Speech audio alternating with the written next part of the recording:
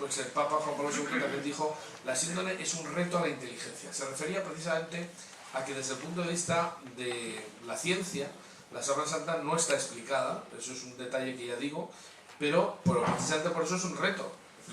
La racionalidad del hombre exige que nosotros intentemos descubrir cómo está formada esa imagen, que es una imagen única en el mundo.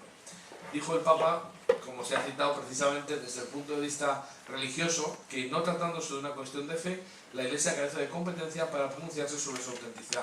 Y eso que quede claro, es decir, no es de fe que la sábana de Turín sea la sábana de Cristo, no es de fe, por tanto no hay ninguna obligación de creer en ello, como no hay obligación de creer en las apariciones marianas y en algunas otras cosas. Lo que es de fe es lo que está en el credo, ¿verdad?, lo que está en el Evangelio, en fin. Incluso la resurrección de Cristo no es ni siquiera dogma de fe, porque es el fundamento de la fe. Si uno no cree que Jesús resucitara, no es que se aleje, es que no es cristiano directamente, porque eso es la base. Pero eso sí, es decir, que Jesús resucitó tiene que ser la base de la fe, pero a partir de ahí, que sea de toda la sábana de Turín, no. Por tanto hay libertad absoluta. Por eso decía el Papa que los científicos son los que nos tienen que decir, como se ha citado, pero añadía que eso sí, debía estudiarse objetivamente y sin prejuicios, es decir, dando datos y no opiniones, y además sin prejuicios. Así que yo pues voy a hablar de tres aspectos, no son de igual extensión, no se asusten, porque el primer punto es el que quizá a lo mejor vaya a dedicarle más tiempo, sin embargo, pues bueno, no son iguales las tres partes de la charla. La primera parte se refiere a la tela, yo voy a dar datos, entonces empezaremos dando datos sobre la tela. Luego continuaremos dando datos sobre la imagen, la huella que aparece en la tela, y luego pues al final hablaremos del personaje, es decir, quién puede ser el hombre de la cinta. Bueno, la tela, pues evidentemente, pues la sábana es un lienzo. Dicen los expertos textiles que el lienzo significa tela de lino. Si hubiera dicho un paño, sería una tela de lana. Pues un lienzo es lo que es la sábana, como su nombre indica. Yo, además, me hace mucha gracia porque me parecía decir Jansol es lo más parecido a lo que significa en griego síndrome, es decir, son las dos cosas, lienzo y sábana. Bueno, y sin más, pues efectivamente vemos una primera imagen. Tengo que decir que no hemos conseguido quitarle el achatamiento a la fotografía, o sea, van a ver las imágenes un poco achatadas y un poco alargadas, pero bueno, hagan la reconstrucción mental de que esto es un poquito más corto y un poquito más ancho y ya está. Entonces, efectivamente, la sábana de Turín pues es una tela que tiene una serie de marcas, y hay marcas de todo tipo. Vamos a ver primero la tela, el soporte. Pues es un lienzo de lino puro que mide 4 metros 42 centímetros por 1,13 aproximadamente, es decir, centímetro arriba, centímetro abajo, porque es muy difícil medir una tela tan larga. Es decir, eso plantea que cada vez que la miden, pues mide una cosa distinta, se van unos milímetros arriba o abajo. O sea, en definitiva, eso es más o menos la extensión.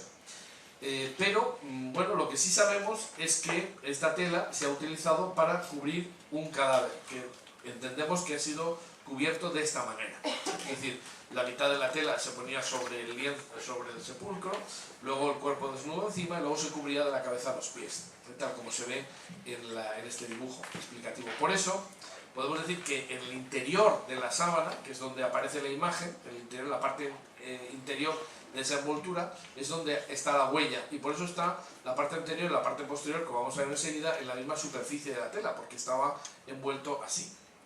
Los arqueólogos dicen que muy probablemente Jesús fue enterrado de esta manera también, porque era la forma que tenían, una de las formas que había, concretamente la que más se ajusta a la espiritualidad que estaba surgiendo en Jerusalén o en Tierra Santa justo en el tiempo que estaba Jesús. Es decir, algunos autores, teólogos, digamos, judíos, lo que decían es que el enterramiento tenía que ser una cosa muy simple, y abogaban precisamente porque fuera así, es decir, el cuerpo desnudo, que normalmente se lavaba y se rasuraba completamente, y envuelto en un lienzo que luego se cogía con alguna venda o con alguna atadura, pero nada más.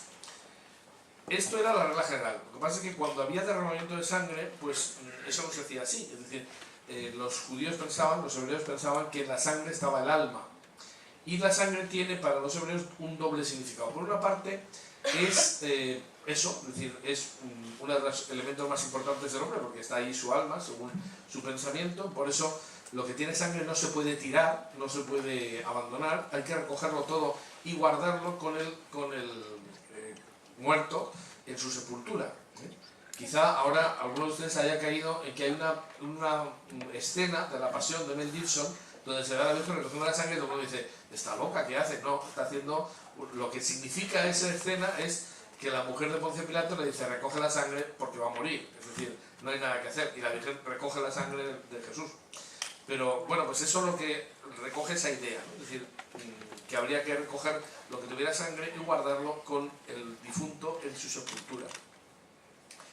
Dicho sea de paso, esto no lo digo habitualmente, pero se me acaba de ocurrir que sería bueno decir que esto habría que pensar. Si este es un enterramiento judío, piensen ustedes que para un judío es inconcebible separar la tela de la sepultura del cadáver. Eso sería una indicación indirecta de que no hubo cadáver, de que en algún momento el cadáver desapareció, porque verdaderamente si se conserva la tela separada del difunto, eso es una irregularidad grandísima para los judíos, ¿no? Bien, esto es una meditación mía al margen, pues nada, paréntesis, cierro paréntesis y ya está.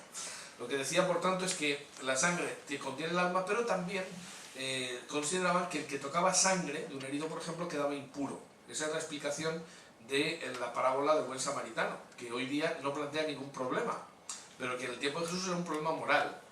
Es decir, una prueba de lo que estoy diciendo es que en la parábola del buen samaritano Jesús les dice quién hizo bien, ¿no? El que atendió al herido. Dicen pues todos, ahora, pues eso es lo que pensamos nosotros, porque somos de cultura cristiana. Y, sin embargo, en el tiempo de Jesús, claro, si pasa uno, coge al herido, queda impuro. Si es un sacerdote, peor, porque entonces queda impuro y no puede ejercer de sacerdote. Y el templo se queda sin culto. Y lo que dice Jesús es que es más importante atender al herido que seguir esas reglas tan estrictas que se habían puesto los judíos. Pero, efectivamente, hay que tener en cuenta que había reglas estrictas para todo. Bueno, luego diremos más cosas. En cuanto seguimos con el tejido de la síndone es un tejido realmente especial. Es un tejido en forma de espiga. Los italianos dicen la espina di peche, pero en español se dice espiga. Es un tipo de tejido que no existió en Europa antes del siglo XV, pero sabemos que existía en el tiempo de Jesús y en Oriente perfectamente. Yo he leído en algún sitio que efectivamente este tipo de tejido en espiga y de lino era una tela cara, muy cara realmente, y que, por ejemplo, se pensaba que así era el alba o la ropa del sumo sacerdote de Jerusalén, es decir, un tejido realmente especial. Y esto es el primer detalle que nos llama la atención, porque normalmente los tejidos son así, es decir, lo que se llama el tafetán es el tipo de tejido más normal, es decir, cruzados los hilos uno a uno perpendicularmente, pero en el caso de la síndone es una sarga que requiere mucho más trabajo por el tejedor y efectivamente no es una cosa habitual. Entonces, una tela cara para un crucificado, porque vamos a ver que tiene una huella que corresponde a un hombre que ha sufrido todas las heridas de la pasión de Cristo. Pero hay que tener en cuenta que un crucificado, bueno, pues tiene que ser en el tiempo que se hacían crucifixiones. Las crucifixiones dejaron de hacerse en el siglo IV, precisamente por respeto a Jesús, cuando el cristianismo pasó a ser la religión oficial del Imperio Romano, y entonces no se volvió a crucificar a nadie más. Pero durante el tiempo en que se hacían crucifixiones, solo eran sometidos a la crucifixión pues, o delincuentes muy especiales o esclavos. Por tanto, hay que tener en cuenta que en el enterramiento de este hombre de la síndone, pues eso no encaja mucho, ¿no? Es decir, una persona que se supone que es una extracción social muy baja o que es un gran delincuente, enterrado con todo detalle, con todo cuidado, precisamente con una tela carísima. Pues eso es una cosa que llama la atención. Esto es un dato curioso. También las medidas de la sábana pasados a codos hebreos son 8 por 2, es decir, mientras que en centímetros prácticamente no encaja en nada, sin embargo si se pasa a codos hebreos prácticamente pues hay unos milímetros de diferencia, pero es la medida, una medida hebrea. Bueno, hemos dicho que tiene marcas, pues damos otro paso, vamos a ver, marcas. Hay algunas marcas que son perfectamente visibles y son las más visibles quizá, que sin embargo pues no tienen una importancia grande porque sabemos en qué momento se han producido. Son unas quemaduras en forma de triángulo y unas chamuscaduras, unas marcas de agua. Todo eso se añadió en la noche del 3 al 4 de diciembre, bueno, su origen más bien, las quemaduras sobre todo, los parches que se colocaron fue un tiempo después, pero pues esas marcas son fruto de un incendio que se produjo la noche del 3 al 4 de diciembre de 1532. En el siglo XVI la sábana estaba doblada, como se ve en las líneas del esquema, o si quieren, como se ve en esta animación. Es decir, como he dicho antes, longitudinalmente, luego en el otro sentido, hasta dejar el conjunto de la tela dentro de una caja adornada. Entonces, esa forma de guardar la sábana es la que hizo que cuando hubo un incendio, hay quien dice que es una vez más un atentado. La sábana ha sufrido varios atentados. Incluso en el año 97, autores como Vittorio Messori dijo que él estaba convencido de que había sido el fuego de la capilla de la Sindonia había sido provocado, y además dio una serie de datos para ello. Pero bueno, hubo una comisión que por un voto decidió que no había sido un atentado. Gran estupidez, porque saben ustedes que los votos no cambian la realidad, las cosas son como son, independientemente de que haya más gente o menos que lo crea. Pero lo cierto es que en el siglo XVI, pues, en la capilla de los duques de Saboya se produce un incendio, parte de la plata de la caja se derrite, cae sobre la tela, se quema, y si nosotros a la tela que hemos visto antes le quemamos una esquina, ¿verdad? Pues, y eso tiene un montón de pliegues, al desdoblar la tela, lo que vemos es que se multiplican los agujeros quemados por todos los pliegues de la tela.